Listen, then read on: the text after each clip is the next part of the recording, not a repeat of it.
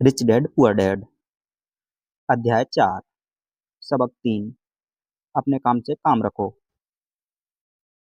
सन 1974 में मैकडॉनल्ड के मालिक रे क्रॉक से आग्रह किया गया कि वे ऑस्टिन में टेक्सास यूनिवर्सिटी में एमबीए की कक्षा में व्याख्यान दें। मेरा एक करीबी दोस्त कीथ कनिंघम वहां एमबीए कर रहा था। बहुत अच्छी और प्रेरणादायी चर्चा के बाद कक्षा खत्म हो गई और विद्यार्थी ने रे से पूछा, क्या वे बियर के लिए उन्हें फेवरेट बार में ले चलेंगे। रे तैयार हो गए। जब सब लोगों के हाथ में बियर आ गई तब रे ने पूछा, मेरा असली बिजनेस क्या है। कीथ ने कहा। हर कोई हंस पड़ा। ज़्यादातर एमबीए विद्यार्थियों को लगा जैसे रे मजाक कर रहे थे। किसी ने जवाब नहीं दिया। इसलिए रे ने दोबारा यही सवाल पूछा, आप लोगों की नज़र में मेरा बिजनेस क्या है। विद्यार्थी दोबारा हंस दिए और आखिरकार एक बहादुर विद्यार्थी ने जोर से कहा, रे, दुनिया में ऐसा कौन है जो यह नहीं जानता कि आप हैमबर्गर बिजनेस में हैं। रे हंस दिए। मुझे मालूम था आप लोग यही कहोगे।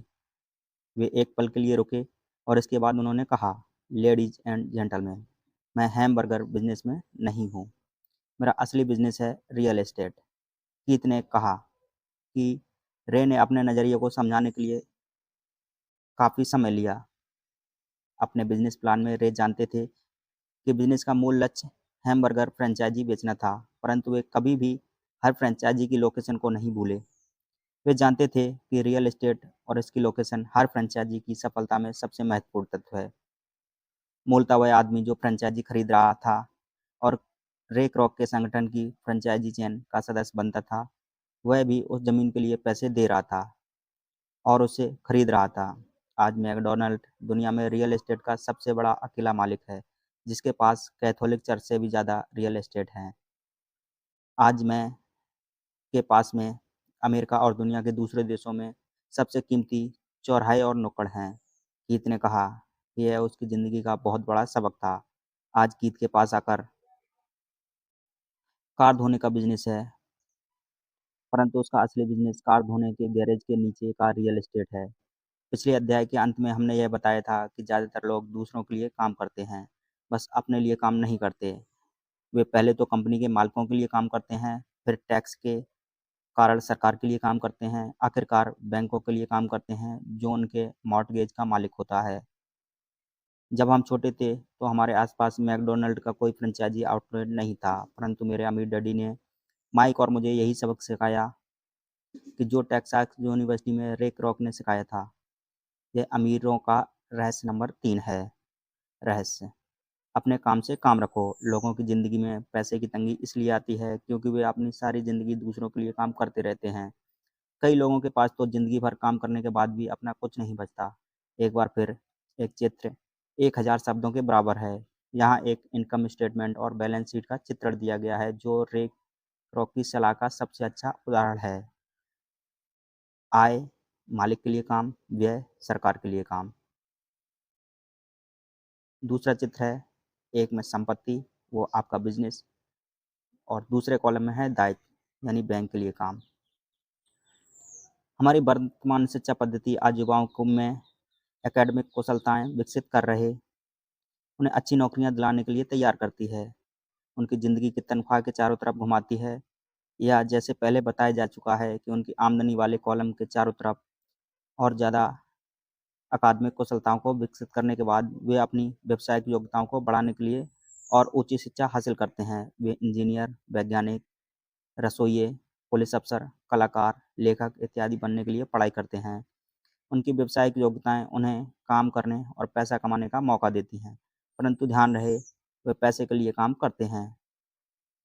आपके प्रोफेशन और आपके बिजनेस में बहुत बड़ा अंतर है। मैं अक्सर लोगों से पूछता हूँ कि आपका बिजनेस क्या है, और वे कहते हैं कि मैं एक बैंकर हूँ। फिर मैं उनसे पूछता हूँ कि क्या वे बैंक के मालिक हैं, और सामान्यतः उनका जवाब होता है, नहीं, मैं वहाँ काम करता हूँ। इस तरह उन्होंने अपने प्रोफेशन और अपने बिजनेस को एक ही समझ लिया है। उनका प्रोफेशन एक बैंकर हो सकता है, परंतु उनका अपना बिजनेस कुछ भी नहीं। रे क्रॉक अपने प्रोफेशन और बिजनेस के बीच अंतर को बहुत अच्छी तरह से जानते थे। उनका प्रोफेशन हमेशा वही था, वे एक सेल्समैन थे। एक समय में वे मिल्क शेक के लिए मिक्सर बेचते थे और कुछ समय बाद वे हैमबर्गर फ्रेंचाइजी बेचने लगे। हालांकि उनका प्रोफेशन हैमबर्गर फ्रेंचाइजी बेचने का था, परंतु उनका बिजनेस आय दिलाने वाले रियल एस्टेट को इकट्ठा करना था। स्कूल के साथ एक समस्या यह है कि आप जो विषय पढ़ते हैं, आप वही बन जाते हैं। उदाहरण के लिए, अगर आप कुकिंग का अध्ययन करते हैं, तो आप एक शेफ़ बन जाएँगे। अगर आप कानून का अध्ययन करते हैं, तो आप वकील बन जाएँगे। और अगर आप ऑटोमैटिक का ऑटो मैकेनिक का अध्ययन करते हैं, तो आप मैकेनिक बन जाएँगे। जो पढ़ा जाए वही बन जाने में गलती यहाँ होती है कि लोग अपने काम से काम रखना भूल जाते हैं। वे अपना सारा जीवन दूसरे के काम पर ध्यान देने में लगा देते हैं और इसी तरह उसको अमीर बनाते हैं। आर्थिक रूप से सुरक्षित बनने के लिए किसी आदमी को अपने काम से काम रखने की ज़रूरत है। आपका बिज़नेस आपके संपत्ति वाले कॉलम के चारों तरफ घूमता है, जो आपकी आमदनी वाले कॉलम के विपरीत होता है, जैसा पहले बताया जा चुका है। नंबर 1, नियम यह जानना कि संपत्ति और दायित्व के बीच अंतर होता है और इसलिए हमें संपत्ति ही खरीदनी चाहिए। अमीर लोग अपनी संपत्ति वाले कॉलम पर ध्यान देते हैं, जबकि बाकी लोग अपने इनकम स्टेटमेंट पर ध्यान देते हैं। इसलिए हमें यह बात सुनने में आता है कि मुझे ज़्यादा तनख्वाह की ज़रूरत है। काश मुझे प्रमोशन मिल जाए। मैं एक बार फिर स्कूल जाकर कुछ और प्रशिक्षण लेने वाला हूँ ताकि मैं बेहतर नौकरी पा सकूँ। मैं ओवरटाइम करने वाला हूँ। शायद मुझे कोई पार्ट टाइम काम मिल जाए। मैं 2 सप्ताह में नौकरी छोड़ रहा हूँ। मुझे एक नई नौकरी मिल गई है जिसमें तनख्वाह ज़्यादा है। कई समूहों में ये समझदारी का विचार है, परंतु आप रे krok की बात समझ लेते हैं, तो ऐसा करके आप अपने काम से काम नहीं रख रहे। ये सभी विचार अपना पूरा ध्यान आमदनी वाले कॉलम पर केंद्रित किए हुए हैं। अगर आप अतिरिक्त धन का उपयोग आमदनी बढ़ाने वाली संपत्तियों को खरीदने में किया जाता है, तभी वह आदमी आर्थिक रूप से सुरक्षित हो सकता है। गरीब और मध्यम वर्ग के ज़्यादातर लोग आर्थिक रूप से पुरातनपंथी होते हैं, यानी कि मैं जोखिम नहीं उठा सकता, यानी कि कोई उनका आर्थिक आधार नहीं होता। वे अपनी नौकरियों से चिपके रहते हैं। वे खेल को सुरक्षित तरीके से खेलते हैं। जब कंपनियों का आकार छोटा होने लगता है, तो लाखों करोड़ों लोगों को पता चलता है कि जिसे वे अपनी सबसे बड़ी संपत्ति माने थे, यानी कि उनका घर, वह उन्हें जिंदा मार रहा है। उनकी घर नामक संपत्ति हर माह उनकी जेब से पैसे निकलवा रही थी। उनकी कार, उनकी दूसरी संपत्ति भी उन्हें जिंदा मार रही थी। गैरेज में रखे $1000 में खरीदे गए उनके गोल्फ क्लब अब $1000 के नहीं रह गए थे। नौकरी की सुरक्षा न होने के कारण अब उनके पास जीवन यापन का कोई आधार नहीं बचा था। उनके विचार में जो संपत्तियां थीं, वे पैसे के संकट में उनकी कुछ भी मदद नहीं कर सकती थीं। मैं ये मानकर चल रहा हूँ कि हम में से ज़्यादातर ने मकान खरीदने या कार खरीदने के लिए बैंकर से लोन के लिए आवेदन फॉर्म भरा है। नेट वर्थ खंड पर नज़र डालना हमेशा रोचक रहता है। यह रोचक इसलिए होता है क्योंकि इससे हम जान पाते हैं कि बैंकिंग और अकाउंटिंग में किन चीज़ों की को संपत्तियों के लिए माना जाता है और किन को नहीं। एक दिन कर्ज लेने के लिए मेरी माली हालत बहुत अच्छी नहीं लग रही थी। मैंने अपने एक नए गोल्फ क्लब, मेरे आर्ट कलेक्शन, पुस्तकें, स्टीरियो, टेलीविज़न, अरमानी सूट, कलाई घड़ियाँ, जूते और दीगर चीज़ों की संपत्ति वाले कॉलम में रख दिया। मेरे लोन के आवेदन को अस्वीकार कर दिया गया क्योंकि मेरा बहुत ज़्यादा निवेश रियल एस्टेट में था। लोन कम्युनिटी को यह पसंद नहीं आया कि मैं अपार्टमेंट हाउस से इतने ज़्यादा पैसे कमा रहा था। वे ये जानना चाहते थे कि मेरे पास एक सामान्य नौकरी क्यों नहीं है, जिसमें वेतन मिलता है। उन्होंने मेरे अरमानी सूट, गोल्फ क्लब या आर्ट कलेक्शन के बारे में कोई सवाल नहीं किया। ज़िंदगी कई बार कठिन हो जाती है जब आप स्टैंडर्ड प्रोफाइल में फिट नहीं होते। मैं हर बार चौंक जाता हूँ जब मैं किसी को यह कहते हुए सुनता हूँ कि उनकी नेटवर्थ $10 लाख है या $1 लाख है या ऐसा ही कोई और आंकड़ा। नेटवर्थ के सटीक ना होने का एक खास कारण है। जिस पल आप अपनी संपत्तियों को बेचना शुरू करते हैं, आपको प्राप्तियों पर टैक्स चुकाना पड़ता है। इतने सारे लोग अपने आप को पैसे के गहरे संकट में डाल लेते हैं जब उनकी आमदनी कम हो जाती है। पैसे जुटाने के लिए वे अपनी संपत्तियां बेचते हैं।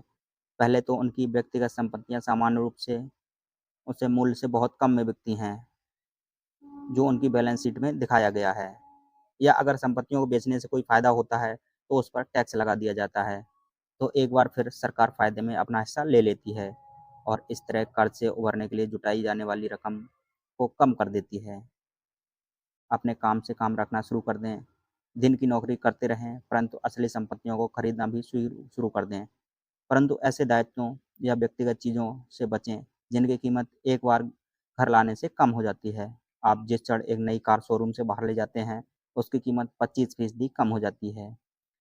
यह सच्ची संपत्ति नहीं, हालाँकि आपके बैंकर इसे भी संपत्ति मानते हैं। मेरा $400 का नया टाइटेनियम ड्राइवर खरीदने के कुछ ही मिनटों बाद $150 मूल्य का हो गया था।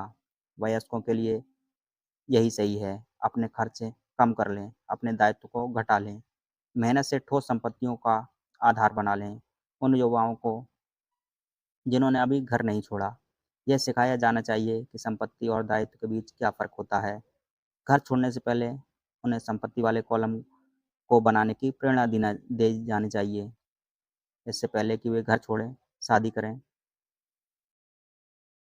बच्चा पैदा करें, खतरनाक आर्थिक स्थिति में फँसें, नौकरी को कसकर पकड़े रहें और हर चीज़ को उधार खरीदें।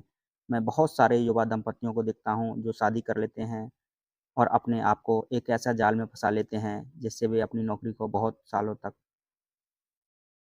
खर्च से बाहर नहीं निकल पाएँगे। जब आखिरी बच्चा घर छोड़कर चला जाता है, तब ज़्यादातर लोगों को ये एहसास होता है कि उन्होंने रिटायरमेंट की पर्याप्त तैयारी नहीं की और वे थोड़ा-सा पैसा अलग शुरू कर रखना शुरू कर देते हैं। फिर उनके अपने मम्मी-डैडी बीमार हो जाते हैं और उन पर नई ज़िम्मेदारियाँ आ जाती हैं। तो मैं आपको आपके बच्चों को किस तरह संपत्तियों की संग्रह की प्रेरणा दे रहा हूँ मेरी दुनिया में असली संपत्तियाँ कई तरह की से होती हैं। नंबर 1, ऐसे बिज़नेस में मेरे होने की ज़रूरत ना हो। मैं उनका मालिक ज़रूर हूँ, परंतु उन्हें दूसरे लोग चलाते हैं। अगर मुझे वहाँ काम करना पड़े, तो यह बिज़नेस नहीं होगा, यह मेरी नौकरी होगी। Number 2, stock. Number 3, bond. Number 4, mutual fund. Number 5, आमदनी देने वाला real estate. Number 6, notes. Number 7, बौद्धिक संपदा जैसे संगीत, पटकथा, पेटेंट इत्यादि से मिलने वाली रॉयल्टी। और नंबर 8, और ऐसी चीज़ जो कीमती है, जो आमदनी देती है, जिसका मूल्य बढ़ जाता है, जिसका बाज़ार तैयार है। जब मैं एक छोटा बच्चा था, तो मेरे पढ़े-लिखे डैडी ने मुझे एक सुरक्षित नौकरी ढूँढने की सलाह दी। दूसरी तरफ मेरे अमीर डैडी ने मुझे ऐसी संपत्तियों को इकट्ठा करने की सलाह दी, जिन्हें मैं पसंद करता था। अगर तुम इन्हें पसंद नहीं करते होगे, तो तुम इनका ध्यान नहीं रख पाओगे। मैं रियल एस्टेट इकट्ठा करता हूँ, क्योंकि मुझे इमारतें और ज़मीन से प्यार है। मैं उनके लिए शॉपिंग करना भी पसंद करता हूँ। मैं सारा दिन उनको निहार सकता हूँ। जब समस्याएँ आती हैं, तो समस्याएँ उतनी बुरी नहीं होती हैं, जितनी उनके कारण रियल एस्टेट में मेरा प्यार कम हो गया। ऐसे लोग जो रियल एस्टेट से नफ़रत करते हैं, उन्हें इसे नहीं खरीदना चाहिए। मुझे छोटी कंपनी के स्टॉक से भी प्रेम है, खासकर नई कंपनियों के स्टॉक से। इसका कारण यह है कि मैं एंटरप्रेन्योर हूँ, ना कि कोई कॉर्पोरेट व्यक्ति। मेरे शुरुआती सालों में मैं बड़े संगठन में काम कर चुका हूँ, जैसे कैलिफ़ोर्निया के स्टैंडर्ड में यूएस मरीन कॉर्प्स और ज़ेरॉक्स कॉर्पोरेशन में। मैंने इन संगठनों में बिताए समय का मज़ा लिया है और मेरे पास कई सुखद यादें हैं, परंतु भीतर से मैं कंपनी में काम करने वाला आदमी नहीं हूँ। मुझे कंपनी शुरू करना अच्छा लगता है, परंतु उन्हें चलाना मुझे उतना अच्छा नहीं लगता। इसलिए मैं जो शेयर खरीदता हूँ, वे भी सामान्यतः छोटी कंपनियों के होते हैं। कई बार तो मैं कंपनी शुरू करता हूँ और उसे सार्वजनिक बना देता हूँ। नए स्टॉक के शेयर में किस्मत चमक सकती है और मुझे यह खेल पसंद है। कई लोग कम पूँजी वाली कंपनियों से डरते हैं और उन्हें खतरनाक कहते हैं और वे खतरनाक हैं भी, परंतु खतरा हमेशा कम होता जाता है अगर आप निवेश से प्रेम करते हैं, उसे समझते हैं और खेल को अच्छी तरह से जानते हैं। छोटी कंपनियों के साथ मेरी रणनीति यह होती है कि मैं 1 साल अपने शेयर बेच दिए जाएँ, दूसरी तरफ मेरी रियल एस्टेट की रणनीति छोटी प्रॉपर्टी से शुरू करने की होती है।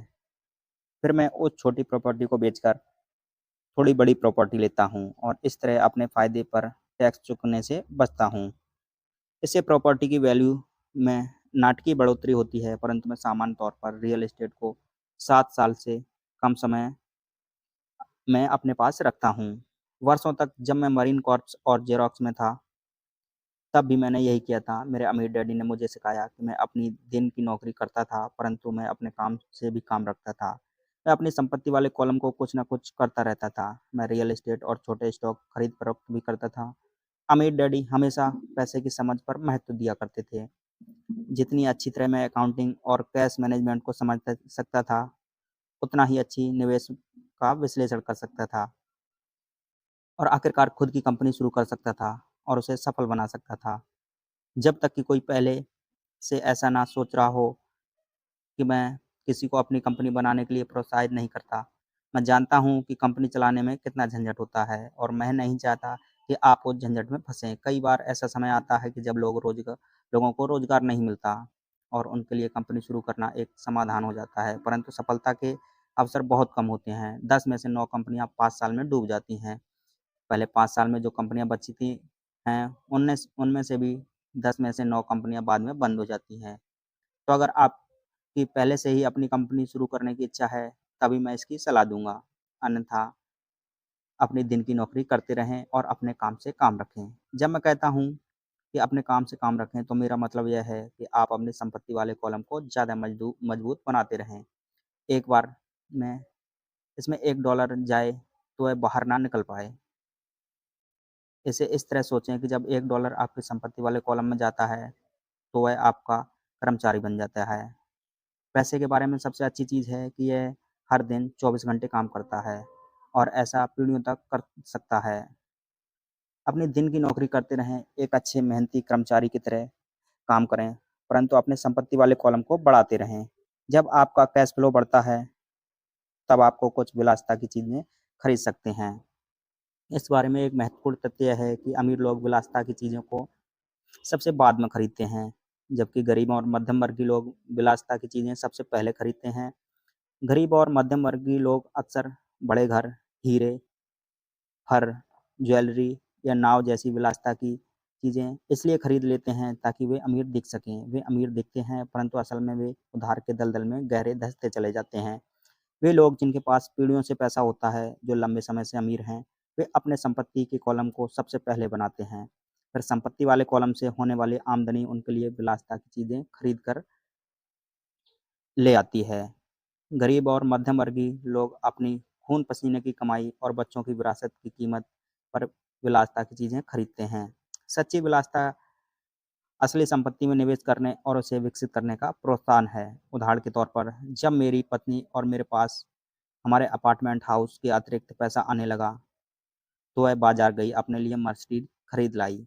इसमें ज़रा-सी भी मेहनत या जोखिम नहीं था, क्योंकि अपार्टमेंट हाउस के कारण उसने कार खरीदी थी। परंतु इसके लिए 4 साल तक इंतज़ार करना पड़ा। जब रियल एस्टेट पोर्टफोलियो बढ़ रहा था, आखिरकार उसने इतना अतिरिक्त पैसा दे दिया कि कार खरीदी जा सके। परंतु मर्सिडीज़ का यह विलासिता दरअसल एक सच्चा पुरस्कार है, क्योंकि उसने यह साबित कर दिया था कि वह अपनी संपत्ति वाले कॉलम को सही तरीके से बढ़ाना जानती थी। अब उसके लिए उसकी कार की कीमत सामान्य रूप से खरीदी गई कार से कहीं ज़्यादा थी। ज़्यादातर लोग अक्सर इच्छा जगाने पर बिना सोचे-समझे चले जाते हैं और कर्ज़ पर कार या विलासिता की कोई और चीज़ खरीद लाते हैं। हो सकता है कि वे ज़िंदगी में से ऊब चुके हों या फिर उन्हें एक नए खिलौने की ज़रूरत हो। कर्ज़ पर विलासिता की चीज़ें खरीदने से पहले देर-सवेर वह आदमी उस चीज़ से चिढ़ने लगेगा, क्योंकि उसके कारण जो कर्ज़ लिया गया है, वह एक भार बन जाएगा। एक बार आप अपने बिज़नेस को बनाने, उसमें निवेश करने का समय निकाल लेते हैं, तो फिर आप में जादू की छड़ी घुमा सकते हैं, जो अमीरों का सबसे बड़ा रहस्य है। यह रहस्य अमीरों को भीड़ से आगे रखता है। अपने काम से काम रखने का इनाम, जो आपको उस राह पर चलने पर मिलता है, जिस पर अमीर लोग चलते हैं। धन्यवाद।